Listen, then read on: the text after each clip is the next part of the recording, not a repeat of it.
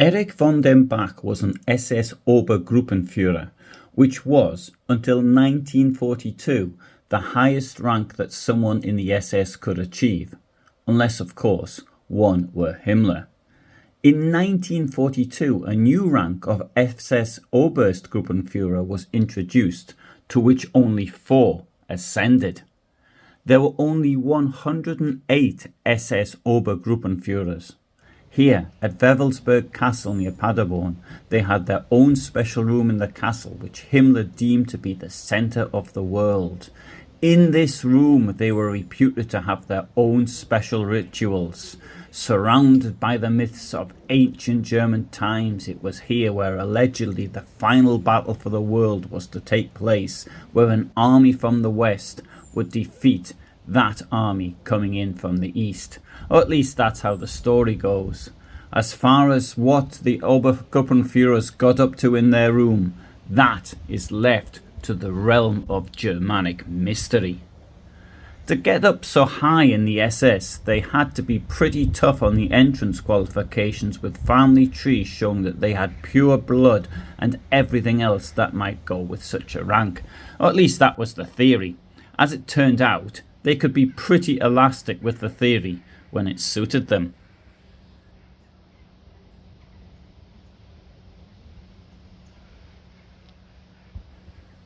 When I first saw this photograph as a child, I thought that it looked particularly evil. Indeed, I then thought it looked frightening. It was taken in Ożarów Mazowiecki to the west of Warsaw at the beginning of October 1944. On one side is the defeated leader of the Polish Home Army, the Pole Tadeusz Komorowski, who seems to have his head bowed in disgrace, and on the other is the evil grin of superiority of someone who believed himself to be part of the master race. This is Erich von dem Bach, the man who on behalf of the SS and the Führer had put down the Warsaw Uprising and dispatched tens of thousands of Poles to their deaths. Komorowski was there to surrender those members of the Polish Home Army who were still alive and put an end to the fighting. Erich von dem Bach was there to accept his surrender on behalf of the Nazi German Third Reich. However, Erich von dem Bach was no more German than Tadeusz Komorowski was.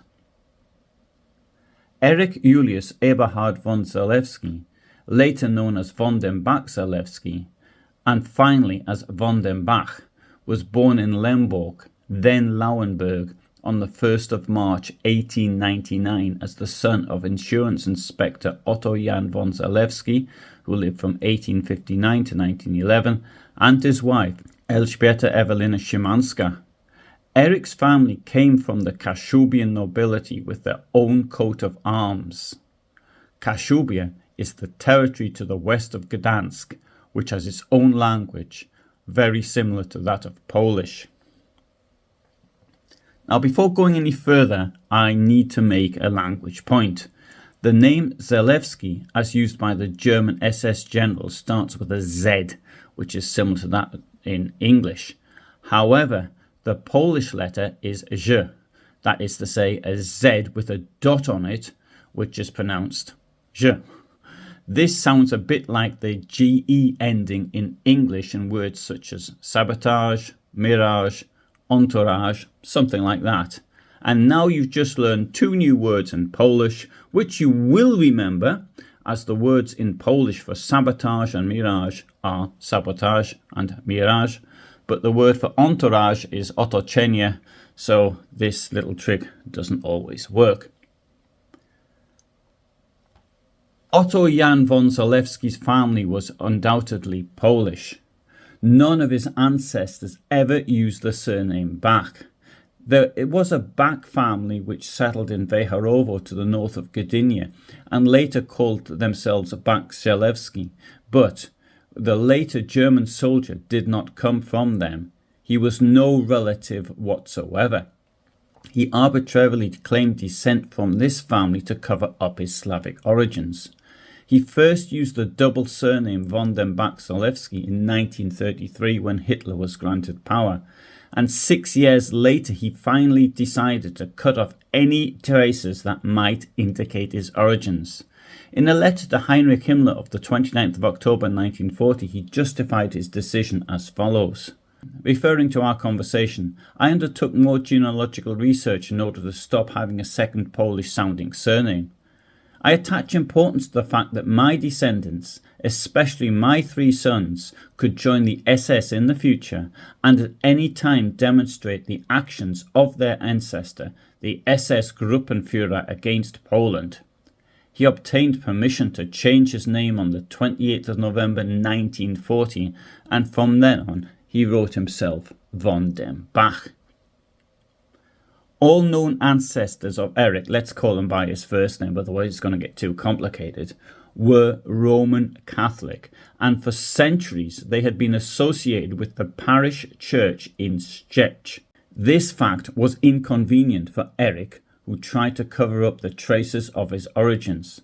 He himself was Lutheran, although I don't know when he converted from Catholicism. Looking at the family tree of Erich, going back a couple of hundred years, we come to Michał von Zelewski, who lived from 1700 to 1785 approximately. He was the owner of part of the villages of Milwino, Niepoczołowice and Zakrzewo. He married Anna Zofia von Pirch. Their son was Franciszek, who lived approximately from 1735 to 1788. Franciszek inherited and enlarged the estate in Niepoczołowice. He married Eva von Kęczynska. Their son was Andrzej Clemens von Zelewski, who was born in 1778, the owner of part of Niepoczołowice and Zakrzewo, and he married Concordia Wilhelmina Henrietta von Gruber. Their eldest son, Otto August Ludwig Rudolf von Zelewski, was born in 1820 in Zakrzewo, and he died on the 28th of June 1878 in Zemlewo. This Otto was Erich's grandfather. In 1855, in the Roman Catholic parish church in Szczecin, he married Antonia Fryderyka. Their son was Otto Jan von Zelewski, born the 19th of May 1859 in Zemlewo, and who died on the 12th of April 1911 in Dortmund. He married Elżbieta Ewelina Szymanska around 1890.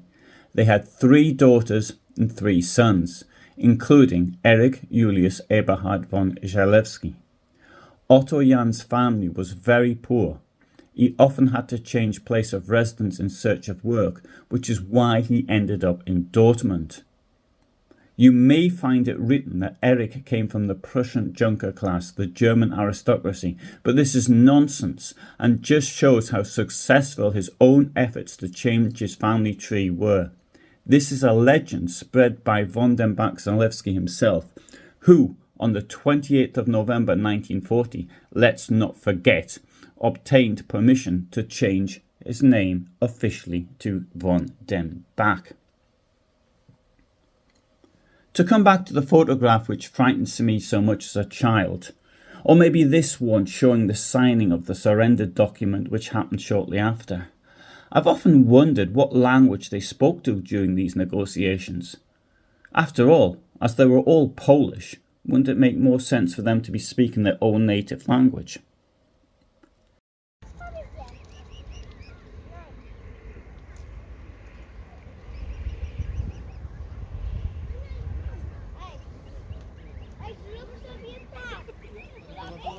I hope you found this video interesting. I upload every Tuesday and every Friday at 2000 hours. That's 2000 hours my time. I live in Poland and in Germany. You also might want to subscribe because I sometimes upload at other times as well. So if you're interested in real history, researched real history, then this is the place to be. For the moment, all the best from me. Bye for now.